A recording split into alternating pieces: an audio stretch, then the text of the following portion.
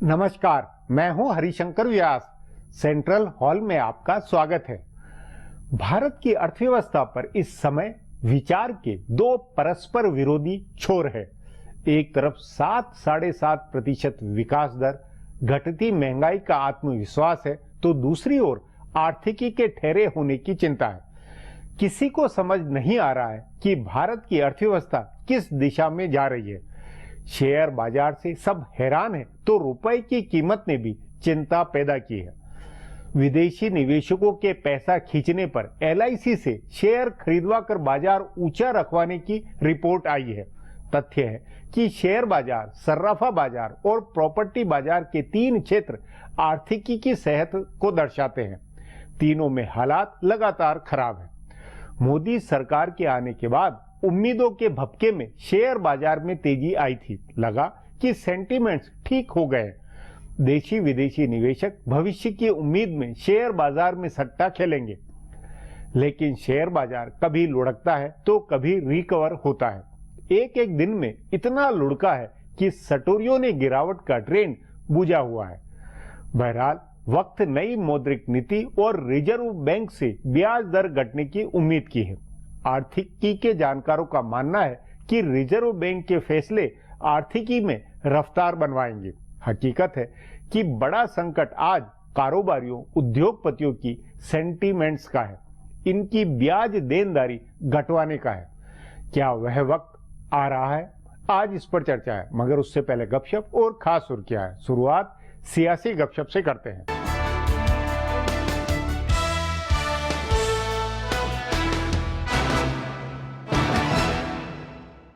कांग्रेस उपाध्यक्ष राहुल गांधी की सक्रियता से सिर्फ भाजपा के नेता और केंद्र सरकार के प्रबंधक चिंता में नहीं हैं, संघ को भी इसकी चिंता है। तभी संघ के मुखपत्र ऑर्गेनाइजर में राहुल गांधी के नाम एक खुला पत्र छपा है। इसमें उनसे कहा गया है कि संघ को राहुल के नाना पंडित जवाहरलाल नेहरू ने गणतंत्र दिवस की परेड में हिस्सा लेने के लिए बुलाया था। ये भी कहा गया है कि इस संगठन ने देश को 2 प्रधानमंत्री दिए हैं। इस खुले पत्र में राहुल को सुबह जगने की नसीहत दी गई है और ये भी कहा गया है कि वे नैतिक और शारीरिक विकास के लिए अपने पास की संघ शाखा में जाए। किसी विपक्षी नेता से खुले पत्र के जरिए संघ का ऐसा संवाद बहुत कम होता है। इससे पहले संघ के एक कार्यकर्ता ने महाराष्ट्र के भिवंडी में राहुल के खिलाफ मानहानि का मामला दर्ज किया हुआ है। असल में संघ और भाजपा के नेता राहुल को लेकर आश्वस्त थे कि वे राजनीतिक रूप से खतरा नहीं हो सकते हैं, लेकिन पिछले 2 महीने से राहुल अपनी पार्टी को सक्रिय कर रहे हैं और विपक्ष को एकजुट कर रहे हैं। तभी प्रधानमंत्री नरेंद्र मोदी सहित सरकार के कई मंत्रियों, भाजपा नेताओं और संघ संगठनों ने उन पर हमला तेज कर दिया है। कांग्रेस नेता इससे खुश हैं और उनको लग रहा है कि भाजपा और संघ के हमले से राहुल का नेतृत्व स्थापित हो रहा है और इससे कांग्रेस को अखिल भारतीय स्तर पर भाजपा का विकल्प बनने की कांग्रेस की रणनीति भी सफल हो रही है।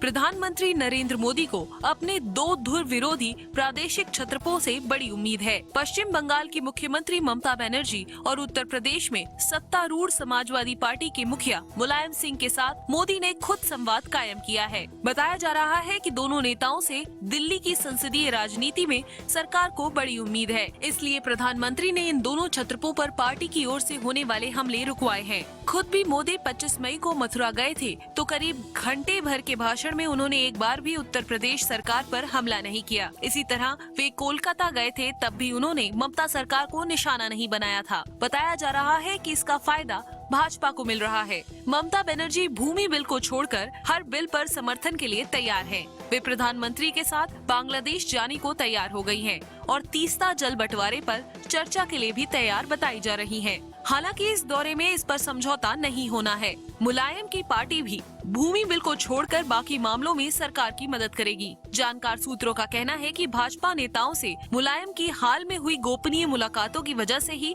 जनता परिवार का विलय रुका हुआ है। बताया जा रहा है कि मुलायम और ममता दोनों नरम हिंदुत्व की लाइन पकड़ रहे हैं।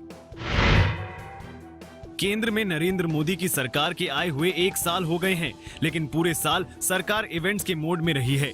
लगातार कोई न कोई ऐसा कार्यक्रम होता रहा है जिसमें सरकार के मंत्री, सांसद, अधिकारी, स्कूल, कॉलेज और मीडिया को बिजी रखा गया है। पिछले 2 हफ्ते से सरकार के 1 साल पूरे करने का इवेंट चल रहा है, जो 6 जून तक चलेगा। 6 और 7 जून को प्रधानमंत्री ढाका में रहेंगे, तो ये भी एक बड़ा इवेंट रहेगा। प्रधानमंत्री अपनी हर विदेश यात्रा को एक ग्रैंड इवेंट में बदल देते हैं और ढाका में तो भूमि पश्चिमी सीमा समझौते जैसे बड़े समझौतों पर दस्तखत होना है। इस बीच सरकार ने डिजिटल इंडिया का इवेंट शुरू कर दिया है। एक हफ्ते तक चलने वाले इस कार्यक्रम में डिजिटल तकनीक का प्रदर्शन और सोशल मीडिया के इस्तेमाल पर फोकस रहेगा। प्रधानमंत्री बांग्लादेश से लौटेंगे तो 21 जून के योग दिवस की तैयारियां शुरू हो जाएंगी। इसके लिए प्रधानमंत्री मोदी ने रोज एक फेसबुक पोस्ट लिखने का फैसला किया है। 21 जून को वे राजपथ पर योग करेंगे और उनके साथ हजारों लाखों लोग इस इवेंट में शामिल होंगे। उस दिन रविवार होने के बावजूद स्कूलों में योग सत्र आयोजित करने का निर्देश दिया गया है। इसके बाद भी हर महीने किसी न किसी मुद्दे पर कार्यक्रम आयोजित होते रहेंगे। अब आज की सुर्खियां ये लीक से कुछ हटकर है और इनसे देश की दशा दिशा को बूझ सकेंगे।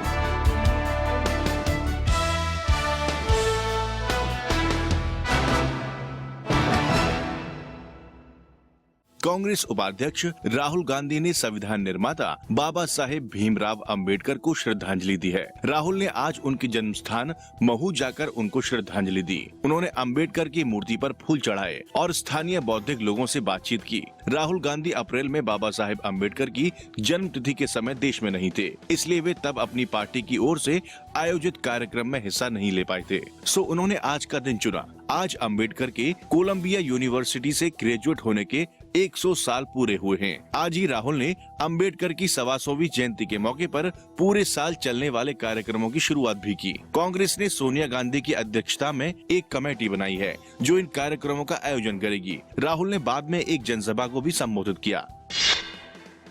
दिल्ली के मुख्यमंत्री अरविंद केजरीवाल और उपराज्यपाल नजीब जंग के बीच नियुक्तियों को लेकर फिर विवाद छिड़ गया है। इस बार मामला बिहार पुलिस के 5 अधिकारियों को दिल्ली के भ्रष्टाचार निरोधक ब्यूरो में लाने का है। बताया जा रहा है कि बिहार के 5 अधिकारी एसीबी में ज्वाइन कर चुके हैं और एक को और ज्वाइन करना है। इस मसले पर उपराज्यपाल कार्यालय की ओर से बयान जारी करके इसका विरोध किया गया है। एलजी कार्यालय ने कहा है कि दिल्ली एसीबी एलजी के अधीन है, इसलिए बिना उनकी अनुमति के इसमें नियुक्ति नहीं हो सकती। उपराज्यपाल की ओर से नियुक्तियों के लिए पूर्व अनुमति लेने के लिए कहा गया है। दूसरी ओर दिल्ली सरकार के उप मुख्यमंत्री मनीष सिसोदिया ने कहा है कि इसमें कुछ भी गलत नहीं है। दिल्ली सरकार की ओर से कहा गया है कि एसीबी के अधिकार का मामला अदालत ने सुलझा दिया है और इसमें कोई दुविधा नहीं है। इस मसले पर सिसोदिया ने आज उपराज्यपाल से भी मुलाकात की है। दूसरी ओर केंद्रीय गृह मंत्रालय ने इस मसले पर उपराज्यपाल का पक्ष लिया है।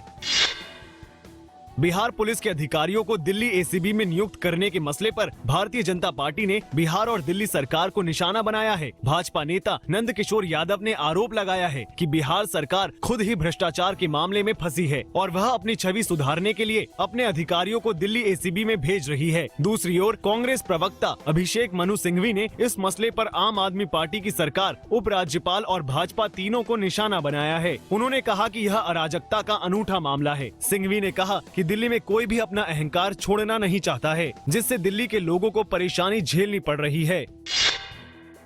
भारतीय रिजर्व बैंक ने नीतिगत ब्याज दरों में एक बार फिर कटौती की है। हालांकि रघुराम राजन के रिजर्व बैंक का गवर्नर बनने के बाद ये पहला मौका है जब उन्होंने मौद्रिक समीक्षा के दौरान रेपो रेट में कटौती की है। इससे पहले 2 बार उन्होंने मौद्रिक समीक्षा से अलग कटौती की थी। राजन ने आज रेपो दरों में 0.25% की कटौती का ऐलान किया, जिससे अब रिजर्व बैंक की ओर से बैंकों को दिए जाने वाले कर्ज की ब्याज दर 7.25% हो गई है। आरबीआई की ओर से ब्याज दर में कटौती का लाभ अब आम लोगों को मिल सकता है। उनके लिए आवास और वाहन लोन सस्ते हो सकते हैं। इस कटौती के बाद रिजर्व रेपो दर घटकर 6.25% रह गई है। हालांकि रिजर्व बैंक ने CRR में कटौती नहीं की है। आरबीआई ने मॉनसून की अनिश्चितता को देखते हुए विकास दर का अनुमान 7.8 से घटाकर 7.6% कर दिया है। रिजर्व बैंक ने इस वजह से महंगाई बढ़ने का अंदेशा भी जाहिर किया है। रिजर्व बैंक की ओर से नीतिगत ब्याज दरों में कटौती किए जाने के बावजूद शेयर बाजार में आज जबरदस्त गिरावट हुई है। बम्बई स्टॉक एक्सचेंज का 30 शेयरों का संवेदी सूचकांक 6 अंकों की भारी गिरावट के साथ बंद हुआ। माना जा रहा है कि रिजर्व बैंक की ओर से विकास दरों का अनुमान घटाने और महंगाई बढ़ने की आशंका जताए जाने का असर शेयर बाजार पर हुआ। खराब मानसून के कारण तमाम अनुमानों में कटौती से शेयर बाजार में गिरावट हुई है। केंद्रीय मंत्री हर्षवर्धन ने आज मौसम विभाग के हवाले से कहा कि इस साल बारिश अनुमान से काफी कम होगी। पहले 93% बारिश होने का अनुमान था, लेकिन आज हर्षवर्धन ने बताया कि अब सिर्फ 88% बारिश का अनुमान जताया गया है। फिलहाल अब एक ब्रेक है, फिर खुलासा होगा।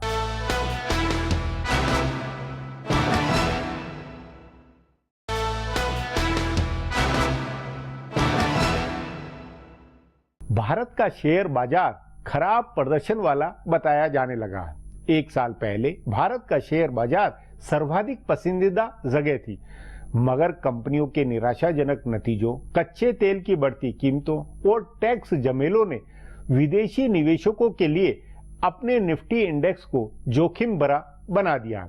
इस पर आगे चर्चा करें उससे पहले देखें मेरा ये खुलासा।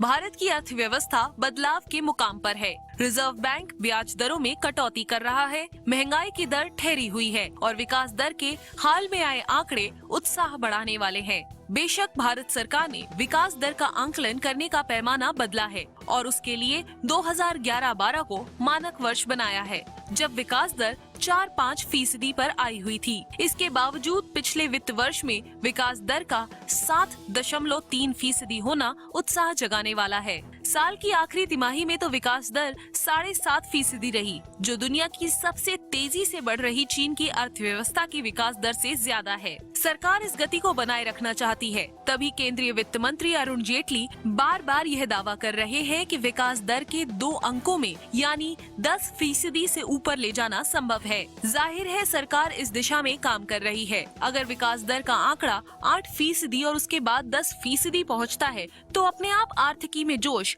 और उत्साह का माहौल बनेगा और सरकार की उपलब्धियों में 4 चांद लगेगा। लेकिन दूसरी तरफ कुछ चिंताएं भी हैं। सरकार के विरोधी और कुछ आर्थिक एजेंसियां मान रही हैं कि सरकार ने विकास दर के आंकलन का पैमाना बदलकर विकास दर में तेजी दिखाई है, लेकिन अगर ये पैमाना नहीं भी बदला गया होता तो विकास दर में तेजी लौट आई थी।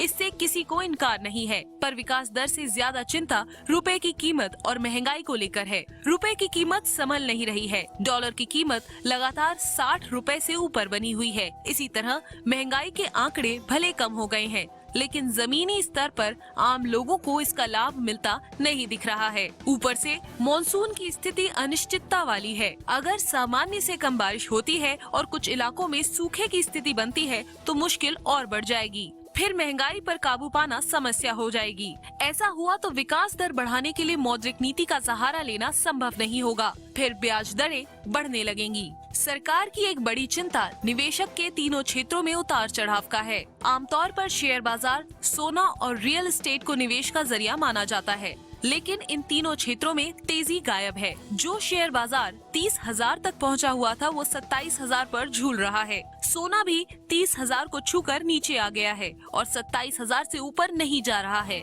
रियल एस्टेट में पिछले 4-5 साल से चल रही मंदी जारी है। इसका अर्थ है कि निवेशक पैसा नहीं लगा रहे हैं। उल्टे संस्थागत विदेशी निवेशकों के शेयर बाजार से पैसा निकालने की खबरें आई हैं।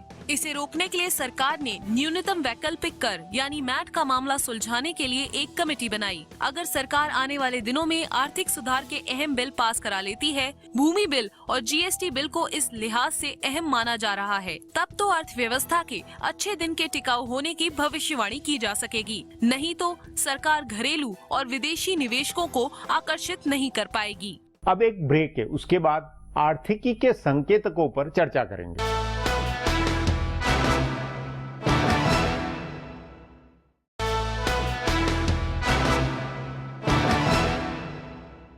जब रुपया 20 महीने के निचले बिंदु पर और निफ्टी व सेंसेक्स 15 महीने के पैरामीटर में निचले स्तर पर गए तो कहा गया कि यही हकीकत की झांकी है, मगर फिर LIC आदि की खरीद हस्तक्षेप से बाजार संभला तो लगा स्थिति काबू में है। सो आर्थिकी को लेकर मतभेद गहरे हैं। इस पर चर्चा के लिए आज मेरे साथ आर्थिक मामलों की जानकार आनंद प्रधान है।